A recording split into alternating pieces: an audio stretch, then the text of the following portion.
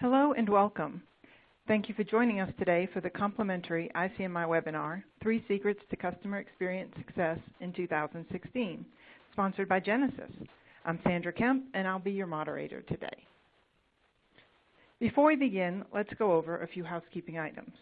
First, make sure you disable your pop-up blocker if it's on. You will notice there are several icons on the bottom of the console window. The first allows you to see the presentation slides, so make sure this one is maximized. Next is the Q&A icon. We will be taking audience questions at the end of today's presentation, and you can participate by asking questions at any time throughout the presentation. All you have to do is type your question into that window and click Submit. Now, if you're experiencing any technical difficulties during the presentation, you can click the question mark icon on the console to access the event help guide. Clicking on the other icons on the console will give you access to speaker bios, more information about our sponsor Genesys, as well as information about upcoming ICMI events, resources, and research. Before we get going, I do want to let you know that this presentation will be made available for on-demand viewing following the live event today. You will receive an email in the next couple of days with instructions for viewing the recorded presentation. You can also download a version of today's presentation in PDF form. As you're watching the live event today, we encourage you to be social. You can access your Twitter, Facebook, and LinkedIn accounts directly through this event console. Please keep the conversations going and share what you've learned. Now it's my pleasure to introduce today's speakers. I'm joined by Erica Maroy, who is a community specialist here at ICMI.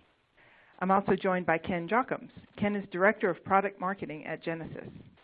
You can learn more about both of our speakers by clicking the speaker icon on the console. As you can see, we've shared some hashtags and handles on your screen. So one last reminder, please be social and share what you learned today. And with that, let's get started. Erica, take it away. Thank you, Sandra, and thank you all for tuning in today and joining us. I don't know about you, but I'm having a hard time believing that 2015 has almost come to a close. It's so hard to believe that we're already talking about 2016. But Ken and I are both really excited to discuss some of the industry trends that we're seeing as we wrap up another year, and also share some advice that we hope will help position your contact center for success in the year ahead. And so to start our conversation today, I wanted to share 3 trends that are on our radar for the next year.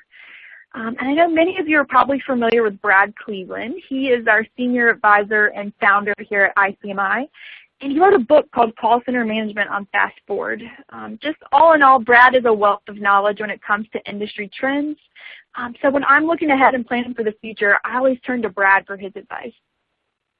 And Brad recently shared 3 trends with me that he sees emerging as our customers continue to become more connected and the business environment that we operate in becomes more and more global. So I'll start by sharing these 3 trends that you should be keeping an eye on in the year ahead. First of all, we believe accessibility to information is going to continue evolving. Second, we think the contact center's role in the organization is only going to become more and more critical. And finally, we think the nature of contact center work is going to shift. So let's talk first about evolution to access for a moment. And I want you to think about how your customers reached out to you 10 years ago, even 5 years ago, or how you yourself reached out for customer service when you needed support. You know, it really wasn't that long ago that being accessible meant having a 1-800 number that was adequately staffed and perhaps offering email or chat as an alternative. I think we can all agree that those days are long gone. And while our research does still show that phone is the #1 inbound channel, we're really starting to see that tide begin to shift, and customer preferences are leaning more towards some of the non-traditional channels. And it makes sense if you think about it, because our customers now have the ability to communicate with a lot of the businesses they deal with via video chat, SMS texting, mobile apps, location-based services, social media, and even more. And as they start interacting with these brands through newer channels, they come to expect to be able to have that experience with every brand that they work with. And I'll share a quick example with you guys. So I got married earlier this year, and unfortunately, much to my dismay, I woke up the day before we were supposed to leave for our honeymoon, not feeling well at all. I had a killer headache. So pretty much worst nightmare, huh? Well, luckily not so much, thanks to the wonderful technology of video chat. So I hopped onto my mobile app and pulled up the Teladoc app and was able to schedule a consultation with a local doctor. I had an appointment set. He called me back within about 30 minutes. And then we were actually able to video chat through Skype, and he diagnosed me with a sinus infection, followed a prescription to my local pharmacy, and I picked that up on my way out of town, and within 24 hours I was feeling good as new. And I was so impressed and pleased with the seamless convenience that they offered me through that experience. And I thought to myself, I really wish that more companies would embrace the changes in digital and make this experience more easy on their customers. Now, of course, I know that that's just one isolated example, but if healthcare is already leading the way in terms of video communication, think about what that might mean for customer expectations in the future and for the contact center in 2016 and beyond. And ask yourself if your contact center is ready to embrace that type of change. And speaking of change, the way businesses view contact centers is only going to continue to change. And while we know, and our research supports the fact that some of you guys out there are probably still working to shed that cost center perception, we're finally seeing that more and more marketers, customer experience officers, and really the whole team is starting to notice the incredible value that the contact center offers to the business as a whole and the enormous impact that the contact center has on the bottom line. And so we think the contact center of the future is not only going to have a seat at the table, so to speak, but it's really going to be at the head of the table, working closely with the IT department, with marketing, and the C-suite, all to drive process improvement together, to share customer insight, and to help grow customer loyalty. And as the role of the contact center becomes more important, the work in the contact center is also going to evolve. So think about how much the nature of work has already changed in your contact center. And then another question for you, how many of you out there dreamed of growing up and working in a call center? Now, I can't see any hands raised since we're virtual, but I'm willing to bet there aren't that many raised out there, right? So the contact center was often viewed with somewhat of a stigma. It was kind of entry-level work, definitely not a career, just a way to make a paycheck. But today, we're seeing more and more contact centers emphasize the opportunities for career growth within their centers. And last month at Contact Center Demo and Conference in Las Vegas, I had a chance to chat with a couple of our previous award winners. I was talking to folks from Cars.com, the AICPA, and they were just sharing some of their tips for agent engagement. And they said that one thing they're seeing is that this millennial workforce is really more interested in finding opportunities for growth and carving out a career path, not just a job. And so both of these organizations said that they really put an emphasis on offering opportunities in the contact center, such as job shadowing other departments, an emphasis on training and continuing education. And they even allow some of their more tenured agents to get involved with the training curriculum for newer agents and then be a part of the hiring, training, and onboarding process. So the tide is definitely shifting, and what the millennials who are entering your workforce now expect is different than what people expected even 5 or 10 years ago. But it is important to note that it's not just millennials that are causing this shift of the nature of work in the contact center. And a big reason why contact center work is shifting away from just a job to a career is that the work itself is becoming more and more challenging. Agents are expected to serve customers across time zones and languages and channels. And meanwhile, our customers are more informed than ever, and the interactions with them are continually becoming more and more complex. And our research shows that things are only getting more complicated. So this summer, we surveyed contact center leaders and found that 62% said they expect to increase the number of agents supporting multiple channels, and 73% have seen a noticeable increase in the complexity of customer contacts. And not only that, but the stakes are higher. There's so much more at risk. In fact, according to 2015 research from Harris Interactive, 86% of customers who have a bad experience say that they are very likely to switch companies. So Ken, would love for you to chime in here. What do we need to be aware of in terms of meeting customer needs and expectations in this new era? Oh, thanks, Erica. I appreciate that. So one of the things that's really important is to really understand what's behind the dissatisfaction that you just mentioned, is to really figure out what's going on with the whole customer engagement and customers going digital. 3/4, some of the stats that we like to use here, 3/4 of consumers reported they go digital before using a voice channel. And this number is growing even higher as we see the age demographic shifting a little bit lower in folks who are more digitally, the digital natives. In fact, a lot of the customers that interact with contact centers and business as a whole talk about using an average of 4 digital channels when consuming a service, such as placing an order, registering a problem, or even just making an inquiry. But one thing we have to think about, too, is that the phone is still a real important channel overall. It's evolving as more consumers tend to go to the self-service channels first. But as even as Forrester mentioned in a report they did this year, it's the first time that the volume of self-service interactions collectively exceeded voice interactions, which is a pretty interesting. It's an interesting year. You talk about the changes that have occurred, but with the general demographics of customers. Voice is still, it's an important channel, and it's always seems to be used, when we're handling complex issues, either directly from a voice call or as a point of escalation if you can't get your service needs met from a self-service channel. At the same time, we have to look at the importance of delivering great customer experience, and that's part of the whole theme here. And it's increasingly demonstrated. And shown in the results of something like the Forrester study, again, that found that 75% of organizations see customer experience as a primary way to differentiate from the competitors.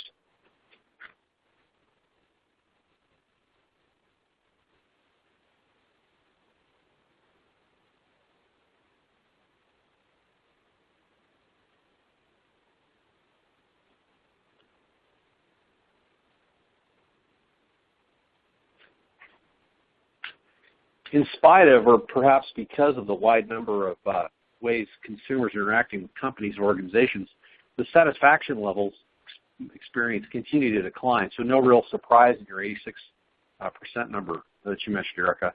The takeaway here is that we really have to take into consideration all the ways consumers want to connect with your business, and ultimately what the experience is that you provide them will tie right back to their satisfaction levels, which also ties right back to your bottom line.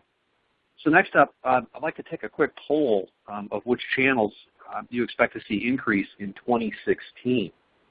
So what we'd like to do is we've got a poll here. You can answer any of the options that are available to you.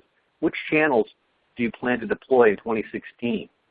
And please check all that apply. So email, IVR, supporting mobile apps, or specifically mobile chat and web chat, video, or expanding your voice channels.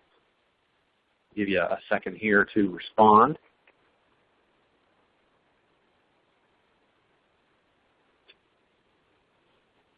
Okay, I think we'll close the polls and we'll take a look at the results. Wow, pretty interesting. So, yeah.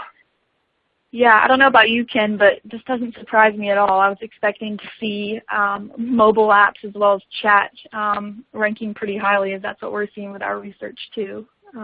Yeah, although I didn't expect it to be quite so high. That's an impressive number. I mean, what's also interesting is that all channels are looking at increasing, including voice, which is kind of interesting. So it's a broad sort of sweep across the contact center that they're trying to improve all of those. And I think some of that may come to the point that it's increasing those, but it's also trying to integrate them as well.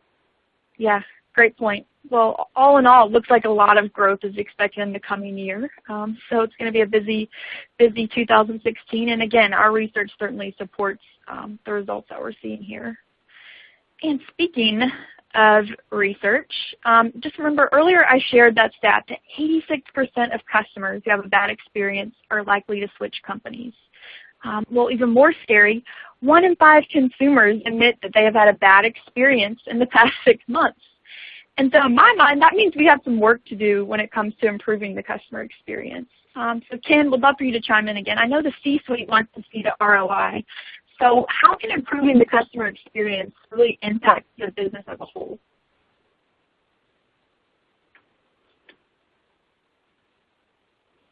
Well, it's no surprise that improving the customer experience is a great idea. Certainly our customers tell us that, but more specifically from a survey that Aberdeen ran a little while ago, that puts the sort of numbers behind our assumptions. So business surveyed told Aberdeen that they were looking to improve customer experience, and that would improve their customer satisfaction levels by 33%, which is a third, which is kind of an impressive number.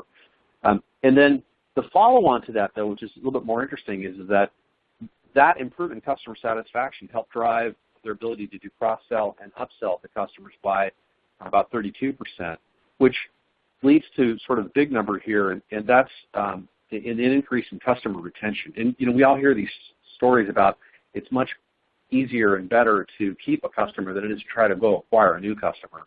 And to that extent, these improvements helped increase customer retention by 42%. And that's a number that, you talk about getting a seat at the big table. Those are the kinds of numbers that if they can be proven from a contact center, help those contact center folks make it to the big table. Absolutely. Those are powerful stats, so thanks for sharing those, Ken. And again, certainly we're seeing the same trends. And I think it's important to note that if you're wanting to increase customer loyalty, if you're wanting to improve that experience, a part of that means offering service in the customer's channel of choice, but even more importantly, providing a consistent experience across all those channels. So we're seeing that omni-channel is in, multi-channel is out. Customers are contacting you via more channels than ever before, and they're using the channel that's most convenient for their current needs. And so it's so important to make sure you're connecting the dots on this journey and connecting all the points of contact. Otherwise, you risk having a disjointed experience, and that's not only frustrating for your customers, but it's frustrating for your agents too. So ask yourself, what are you doing to make the experience feel cohesive? Are you relying on outdated metrics and reports, or are you thinking of new ways to gauge customer satisfaction? Are you mapping the full journey or just taking a look at individual touch points? Because if you're not working to make this experience more seamless, as we've already shared, you're really in danger of losing customers. So, Ken, what advice do you have for how contact centers can best move beyond a multi-channel mindset? Well, first, we completely agree with your assessment, and more importantly, I think our customers do as well. And you talk about it's almost 2016, and years wrapping up. It's like we just got used to multi-channel. Now we're having to move beyond that, and I think it's a testament to the technology advances that we're seeing. So, like many contact centers, they started out supporting voice only, and over time, they try to keep up with things. You upgrade those channels by adding email, web chat, and other channels as needed. But in many cases, not only did the business infrastructure not support it, but the contact center applications didn't really support these new channels either, especially from an integration standpoint. So you end up setting these up as sort of independent and siloed solutions. And if you went down that path as a contact center, you're probably not alone. But distinguishing your company from its competitors really requires a new way of engaging. Instead of merely accepting siloed attempts at email and text or allowing agents to access multiple channels with different UIs, really it's not enough. In order to provide this really exceptional and differentiated customer service that we talk about, it really has to be measured on having the context of all previous interactions. This approach really is referred to, as you mentioned, as omni-channel, right, where you have digital, voice, and we even think about physical, sort of the brick and mortar interactions as well that can be used to build up this full understanding of customer engagements. Simply put, we look at omni-channel as meaning sort of knowing and maintaining a continuity of a customer experience. By providing agents this immediate access to previous interactions, you can deliver that continuity. You create sort of this perfect setting for highly satisfied customers by knowing all about them, what they've done in the past. So supporting customers across multiple touch points of purchasing, onboarding, and account management and issue resolution journeys, kind of talk about those their paths as they go through things, journeys, requires this rich platform of capabilities. It means connecting with customers through your website, on their mobile devices, and more so on mobile, right? And from your contact center, and integrating your back office so that you can create this personalized service. And to accomplish this, your organization really needs to track a single view of the customers to deliver consistent contextually aware experience across all these channels. So your customers don't, at the worst case, have to constantly repeat themselves and let you know what they're doing, which is, I think, a good lead into your top 10 expectations, Erica. You want to pick it up from there? Yeah, thank you, Ken. I think we've pretty well set the stage now, and I hope we can all agree that our customers are more connected than ever and that service is getting more and more complex than ever. But the question becomes, what do our customers truly want? What do they expect? And so I would love to spend the next few minutes just sharing some of the 10 key expectations that Brad Cleveland has identified when it comes to customers in today's connected world. So the first expectation is be accessible. And I think we've pretty well established by now that accessibility means more than just a phone line and an email address. But accessibility even goes so far beyond offering channel choice. Think about whether your customers can communicate with you in their language of choice or their time zone of choice. Even more simply, are they able to easily find the information they need in order to get in touch with you? Or is your contact information hidden away in the archives of your website? Think about how simple the service experience is for your customers overall. Next expectation is to treat me courteously. And you may think this sounds so obvious, but this one goes so far beyond the golden rule. So we all know that agents must be friendly and polite, but customer courtesy goes well beyond the simple niceties. You communicate respect to your customers by doing several things. One example is don't make customers repeat the same information over and over and over again. Don't transfer them around to multiple points of contact or force them to pivot to other channels. Don't make them repeat account history. I mean, there are just so many simple but powerful things you can do to communicate courtesy and respect to your customers. And just another example is think about the way your IVR is programmed. Is it programmed in a customer-centric way or is it self-serving? You want to make sure the menus are intuitive and that they allow your callers a chance to opt out if they need to or want to. And so I would encourage all of you to spend a bit of time doing some mystery shopping. Spend a little bit of time poking around on your website. Dial into the 1-800 number and see what that experience really is like for your customers. And then back to my earlier point about accessibility, you have to make sure that your contact information is front and center. It sounds like a no-brainer, but it's something that gets missed so often. You don't want your customers wasting time simply trying to figure out how they can reach you. And then the third expectation is be responsive. Again, it might seem like a no-brainer. You never want to ignore your customers. You have to be there to respond to their problems and requests. But again, as you see communication becoming more digital, expectations on response times are shifting. So a quick example, I recently had kind of a nightmare experience at my local grocery store. It was one of those cases where everything that could have gone wrong did go wrong. They had a lot of food out of stock. The employees were getting in the way of the customers. In fact, I even had one run over my foot with a shopping cart. The checkout lines were backed up, and customers could see that those staff were just goofing off instead of pitching in to help. So when it was my turn to check out, I just offered some constructive feedback to the assistant manager who was helping out at the time, but I got the impression that he really did not care. So I walked out of there feeling frustrated. And what do people do these days when they have a similar frustrating experience? Well, oftentimes they take to social media, and that's what I did here. I made light of the situation, and I begged my favorite grocer, Publix, to come up here to my new neighborhood. So side note, if you're ever looking for a good example of an awesome customer experience, check out Publix because they get it right. And they got it right in this case, too, because when I mentioned them on Twitter, within 10 minutes, they responded to my tweet. And meanwhile, I'm still waiting to hear back from the other grocery store weeks later. So needless to say, the next time I go grocery shopping, that place probably isn't going to be my first choice. And so think about it. Is your contact center missing out on similar opportunities to engage and build customer loyalty through these moments of engagement? And Ken, I know that Genesys has a ton of experience in helping contact centers engage with their customers across channels, so curious to know what advice you would offer. Well, thanks. We do, and this is kind of a concept of the golden rule, right, for meeting customer expectations, and it can be best summed up by we call it as a system of engagement that really is designed to help meet customers sort of on their own terms for getting them to the right resources to quickly resolve the issues they have and get them assistance.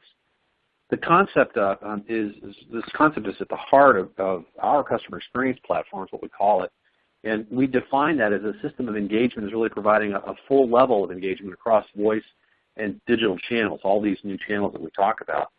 And we look at a system of engagement as supporting at least a half a dozen capabilities, all integrated with the goal of providing a great customer experience. And much like your story, we've got one here now about one of a big retailer, and they're both a good online use case and brick and mortar, and how this having a system of engagement really works successfully. And it's about a customer story, and they had this customer, let's call him Bob, ordered a wrong product from their website, and we all know this is an everyday occurrence. But Bob, had a wedding anniversary in 3 days, so he called the retailer for help, and luckily for Bob, they had a customer engagement center, and it was ours. So Bob was identified as a high-value customer from the integration with their back-end systems of CRM.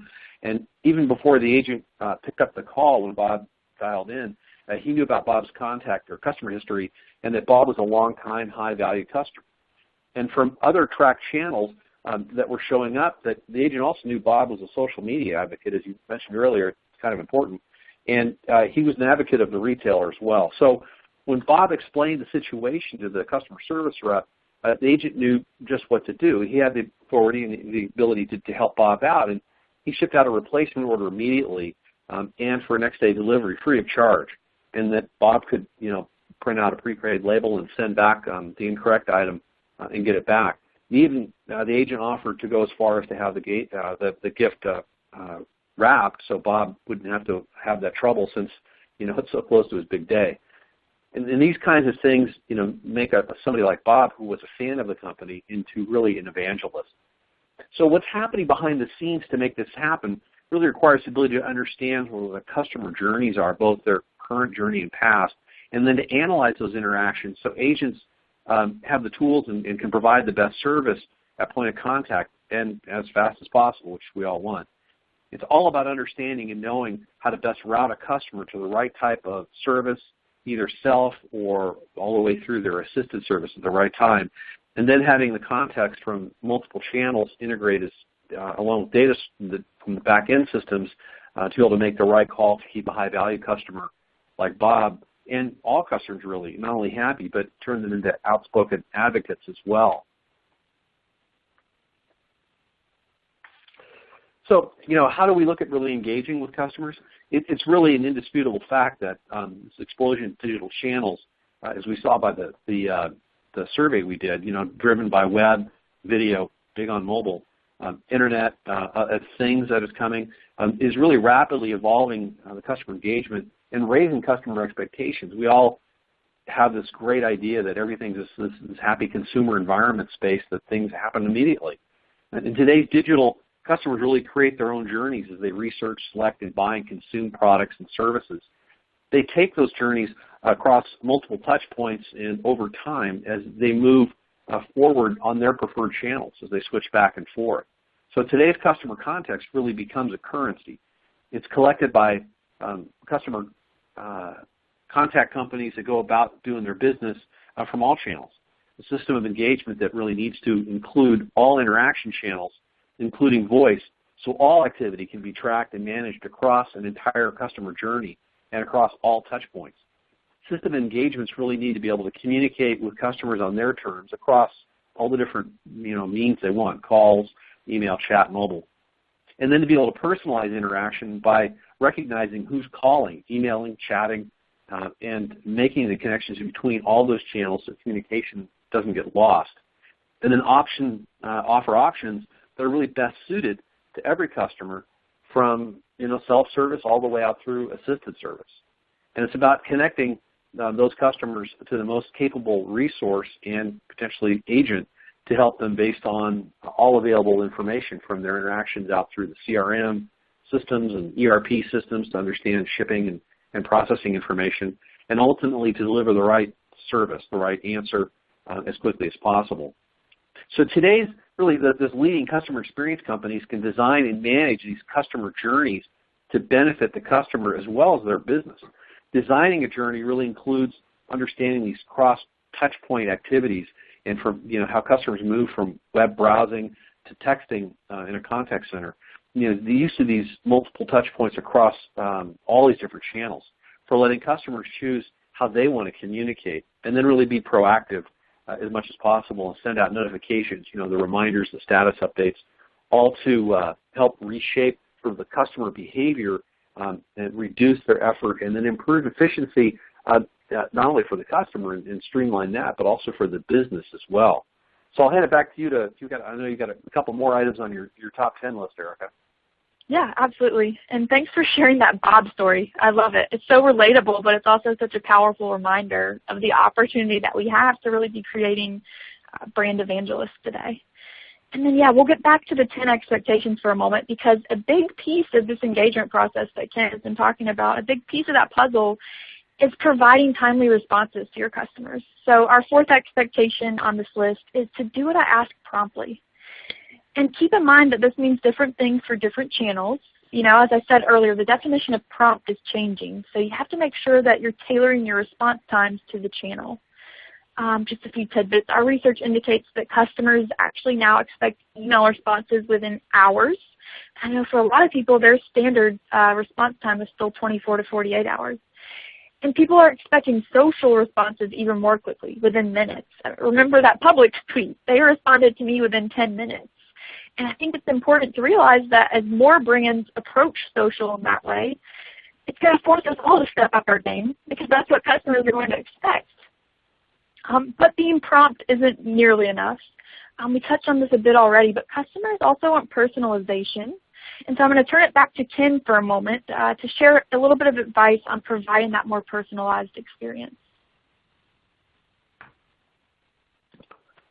Thanks, Erica. So really one of the best ways to support customers, in their journey, their efforts to get answers quickly is through personalization.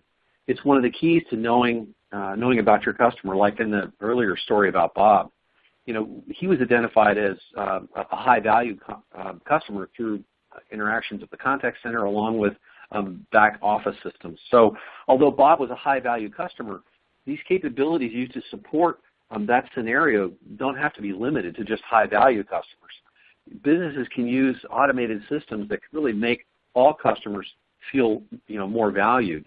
Using stored customer data from systems of record along with a response or two from an IVR or a path a customer went through through a knowledge base to try to answer a question can really help establish that intent.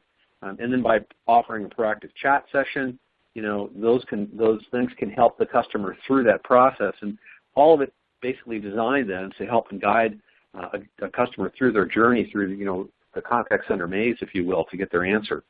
So contact centers can also be proactive. We mentioned this a little bit, by sending reminders via email or SMS to alert customers, to things like billing and usage notifications, service outages, or even, importantly, when an agent is available to help them. So you can jointly come together with a time that's available and supported by both of you. All things that can be wired together to help to be proactive and connect the dots for your customers, regardless of what level of importance they have for your business. So just like in the Bob example, arming these contact center agents with the customer contact data along with customer record information can really provide agents with a timely data that not only improves the contact center experience, which is great, but also, it's kind of nice too that makes the agent's job a little more satisfying, that they can actually answer customer questions ahead of the time. So Erica, I think you have some additional info on the importance of arming your agents with the right skills and data. Yeah, and to your point, you just said it. In order to provide personalized service, you have to have agents that are well-trained and informed. They're only as good as the tools and training that you equip them with. So that's something that we always remind our customers. But I want to keep moving along, so we'll go on to that sixth expectation. And that's to tell me what I can expect. And that means being honest, open, and keeping your customers abreast of any potential problems. Because it can go such a long way in keeping your customers happy. You have to stay one step ahead and anticipate questions that are going to come from your customers before they ever come. And I have two quick examples to share. First of all was a recent airport experience. So I was recently flying home from a work trip and had a short layover in Detroit. And as we were just getting ready to board, our gate agent came on and told us there was a problem with our plane's windshield. And they weren't sure how long it was going to take to be fixed, so they told us to stand by. And then a few minutes later, she had the unfortunate job of delivering the news that this delay was actually going to take probably 4 to 5 hours. And you guys have all been there, so you can imagine what it was like at that airport gate that day. There was kind of a bit of a customer uproar. But they were able to quickly diffuse the situation. They actually had the pilot himself come out to apologize and give an explanation as to why he just didn't feel comfortable flying that plane with the damaged windshield. And he stayed out there along with the gate agent, and they kind of kept us entertained, talked to us, kept us abreast of the situation. And they were actually able to get another plane in for us and had us all out on our way an hour later. We were all much happier just because they kept us informed. And then another example, which corresponds to the image that you see on your screen now. So I will admit I'm an Amazon Prime addict. And recently I was getting ready for a Halloween party for my husband's work and realized that I kind of waited to the last minute and I needed an item for my costume. So I headed over to Amazon to get that 2-day shipping. Well, unfortunately, the day it was supposed to be delivered, which was also the day of the Halloween party, I got this email from them, and it turned out that the postal service had made a bit of a mistake, and they weren't going to be able to get my item in on time. So, you know, it wasn't the ideal situation. I certainly wasn't thrilled to hear this, but I appreciated that they openly communicated with me because it enabled me to go run out to my local retail store on my lunch break, pick up the item that I needed, and go on with my day. So I definitely appreciated their honesty and open communication. And even though the news they delivered wasn't great, they let me know what to expect. And they were nurturing my customer journey. Not only that, but they were very much in control of how that journey was designed. And so Ken, can you share any tips that our contact centers can use in sort of moving from these random customer journeys more towards the well-designed ones like we see with Amazon? Sure. So, you know, meeting these expectations can really get lost as a result of adding all these different channels and ways to connect. You know, it allows for customer experiences, journeys to go randomly, right? They're not going to be what you think they are. And, you know, we all have been there. You go to a website, place an order, and there's some issue, and you get disconnected, and you have to go through some kind of IVR roulette on the call to be able to support that. And then, you know, after you go through, you might get an answer, but you have to get a hold of an agent who you're going to repeat things with. This all becomes a random journey that is, you know, it's really far from an acceptable situation given today's technology. So the recent increase in this digital engagement really puts pressures on contact centers to really evolve, what we talked about earlier, about an omni-channel engagement approach. You know, it's all about the goal of managing this engagement across all these touch points and do so seamlessly. So what we're trying to provide then is this digital customer really can get the preferred service they want by reaching out. If they don't get that, to assistant service. And so in our example, this customer, you know, who had a problem on the web should be able to access the knowledge base. If that didn't work, be able to engage in a chat session. And if that wasn't, you know, to their liking, then they could get a hold of an agent and agree on on the right time to hook up via SMS to support that call. So what we look at here is this kind of an example really illustrates how multiple channels can be used simultaneously to accomplish an end goal, even if it's across different devices.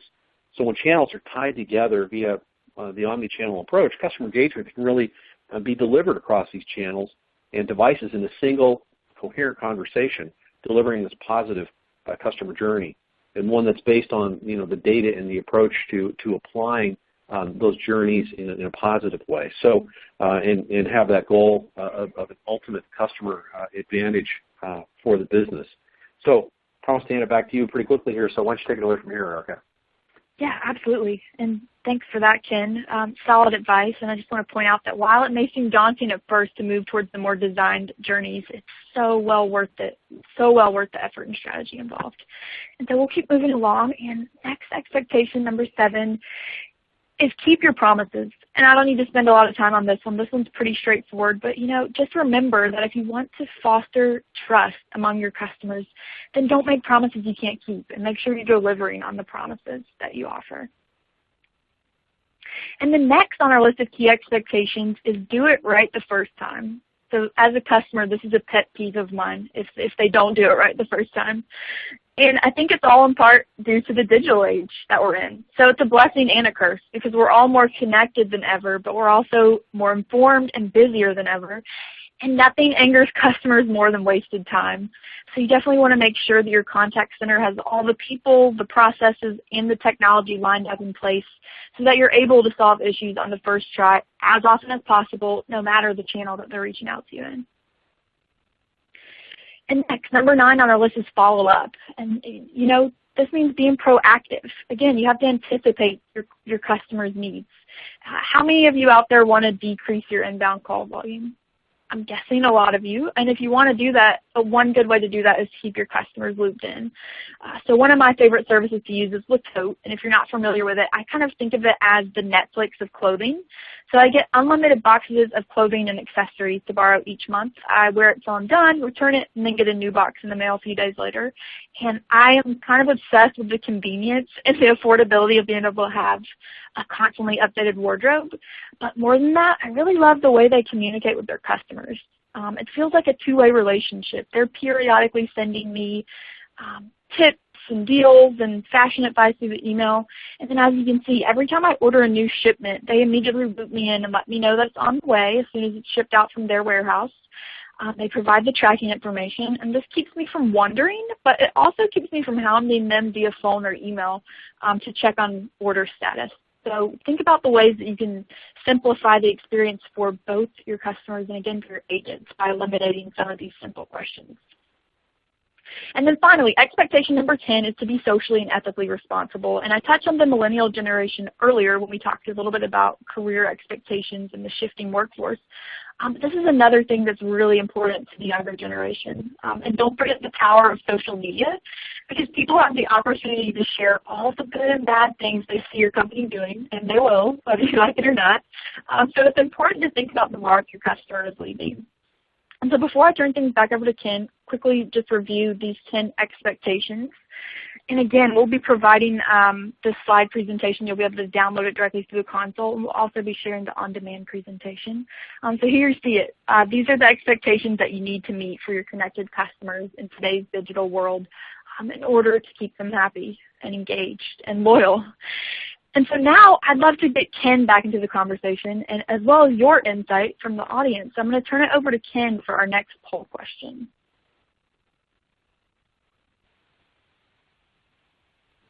Okay, so what we'd like to do is be able to get some input from you about the keys to improving your customer experience and what you think those may be. So as the last poll, please go through, take a look, and see which of these you can select multiple ones you think will have an impact on improving your customer experience. So offer multiple channels, add reporting analytics, call routing, integrate with the CRM solutions, or expand the number of seats you have, or if it falls in another category. So I'll give you another couple seconds here to answer. And with that, let's close the survey and then take a look at the results.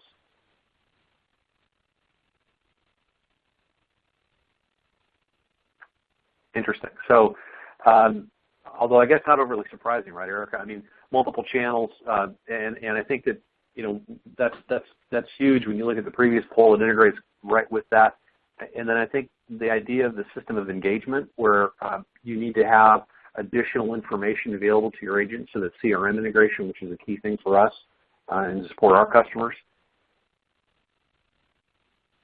Absolutely. So next up, go a little bit more give probably a little more information about how we engage and how agents can engage with customers. So that list was pretty comprehensive that you have that Brad created, and it's really up to it's a good place to get started for contact centers to start understanding how do they fit into those top 10. So we've mentioned It's really about supporting these different channels and how businesses can support that. So what we look at here is really ultimately being able to support all the different channels, all the different touch points. But ultimately, if you don't have an answer the customer is looking for, if they jump straight to assisted service, having the context of those recent past contacts really is important about delivering a positive outcome to that journey. So what you're seeing here is the Genesys Agent Desktop, and that really provides a common interface to handle every type of interaction regardless of the source. It's voice, website, interaction, IVR, chat, video. This provides an agent really the ability to respond to all those different channels and gives them a unified place to do that. It really helps having one solution to answer back and communicate with all the different customer issues. It really helps simplify agent training, improves the productivity of the agent, and as mentioned earlier, it's kind of nice that it actually can help improve agent productivity as well. We provide this all as part of what we call the Genesys Customer Experience platform. It's available in, if you will, 3 different editions or flavors. There's the Premier Edition, which is a SaaS-based virtual contact center. It really is best suited for small to mid-sized contact centers looking to really improve their customer experience. And then there's Business and Enterprise Editions that are also built on that CX platform and designed for mid to larger contact centers to be deployed on premises or in the cloud. And these editions really are suited for organizations looking for highly scalable and customizable call centers. And one of the things that we talk about is this, we've won a lot of awards, which we're very happy about. But at the end of the day, this really means we've done a great job in supporting our customers, because the response that generates high rankings on these reports really is about how you've supported your customers. And some of the customers that we've supported, Amadui, just talking about a different range. It's a small to mid-sized automotive group in the Middle East. They had a big plan to want to improve the capabilities that they offered their customers, so they integrated everything within an on-prem, actually, a solution from Genesys, and integrated their Microsoft Link and their Siebel CRM systems to help really provide a better solution for their customers. And then Red Hat, really, they make a business out of providing 24-hour support worldwide. And believe it or not, limited IT resources, everybody seems to have that. A complex telephony system, and then a whole bunch of requirements for agents, both in location, being at-home agents, to global offices. They needed a solution that could help meet those requirements, and they chose Genesys to be able to provide them those immediate needs, and also to provide them a long-term option for supporting Omni-channel. And then lastly, probably somebody we've heard before, and it's one of the larger customers. It's Microsoft, and they're certainly on the larger side of the business. They were looking for a vendor that could really provide the scale needed for their deployment, and to support the omni-channel approach. They're looking at ways to support all their customers across many different channels. And they also needed tight integration with their Skype for Business. So we started off with an IVR implementation there, and then expanded out to support their contact center, and provide that integration with Skype for Business for their PBX needs, the conferencing that they run, and their messaging system that's in place in Microsoft that are supporting about 100,000 employees daily. So great stories. Erica will probably run a little bit short of time here. We'll make sure we get some Q&A in, so I'll hand it back to you for Q&A.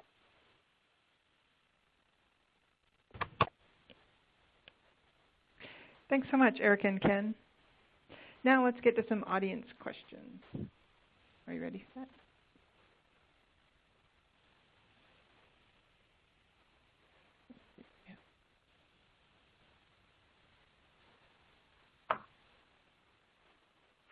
Yep, let's do it. All right, fantastic. First up, how difficult is it to integrate our back office systems like CRM with the Genesys Contact Center? Ken, do you want to take that? Yeah, absolutely. So as I mentioned, we have pre-built connectors, and we sort of pride ourselves in having an open API to allow that integration bidirectionally, so that if you're using our agent desktop, which we all hope everybody does, we can take in that information from CRM systems like Siebel and Salesforce.com and integrate that information into what the agent sees. And then we also have it the other way around. So if you choose to use a desktop from any of those CRM providers, we also have the ability to integrate our data up into their desktop as well. So it's a common theme that the majority of all of our customers have integrations, either leveraging our existing pre-built connections or putting together custom integrations for any sort of non-standard CRM systems. Fantastic. Looks like we have a couple of more questions. I do want to remind everyone that if we don't get to your questions today, don't worry. We'll make sure all the questions left in the queue are answered offline. So let's take another question. We have, what are some of the biggest digital trends that you see in the call center space? Erica? I'll be happy to take that one. It's a great question, and it's certainly something that we here at ICMI are keeping a close watch on. And we're really seeing a lot of things changing when it comes to customer expectations and preferences through digital mediums. And one thing that's really interesting to me, and something that was eye-opening through our research this year, is that contact center leaders aren't always on the same page with their customers when it comes to what they want from digital engagement. And one example is that earlier this year, actually this summer, we fielded a research survey to more than 500 contact center leaders. And that same survey was also fielded this year through Harris Interactive to consumers. And so we compared the findings of those two surveys and found a few gaps. And one that really stood out to me is that 60% of customers today, they expect that if they are chatting with a rep online and they need to call in for help, they expect to be able to speak to the same rep they were chatting with when they call in on the phone. Interesting, because only 20% of contact center leaders thought that was the case. Another interesting trend that we're seeing is higher demand to use chat. We actually found that more than half of customers now prefer to use chat as their first point of contact for interactions with a business.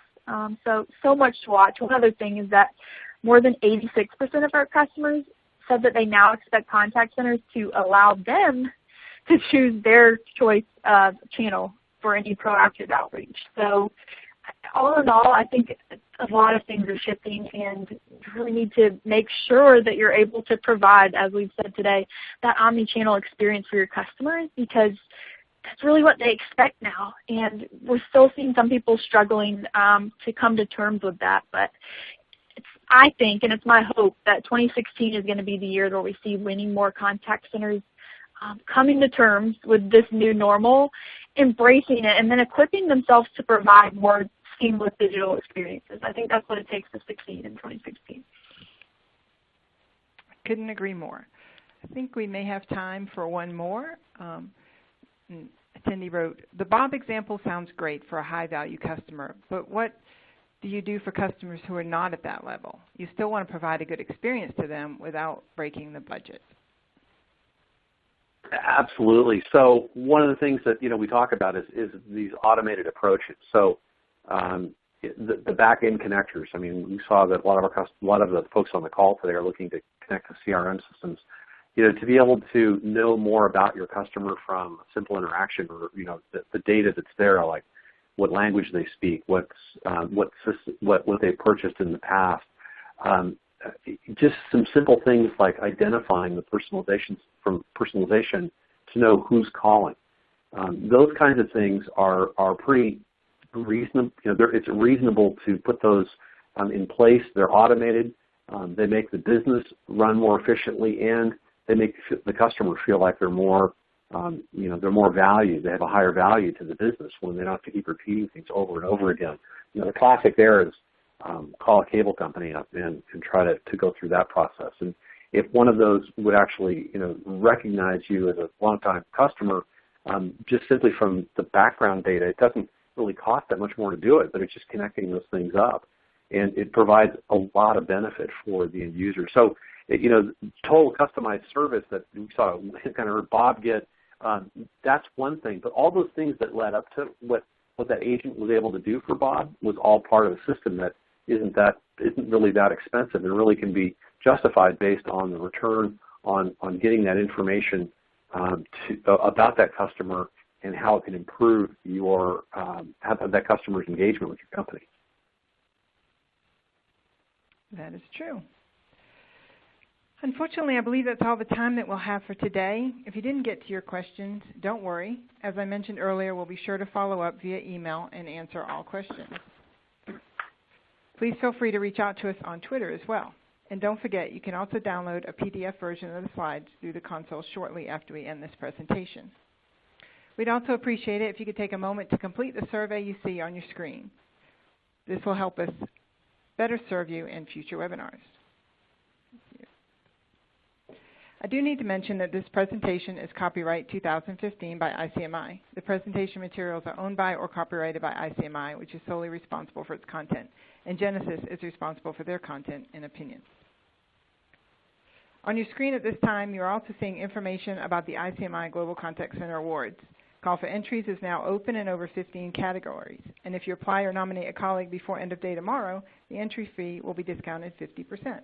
This makes a Best Enroll award, such as Best Manager, Best Agent, or Supervisor, just $12.50. It's a great way to show appreciation for a job well done. And with that, on behalf of ICMI, our speakers, and our sponsor, Genesys, we thank you for attending today.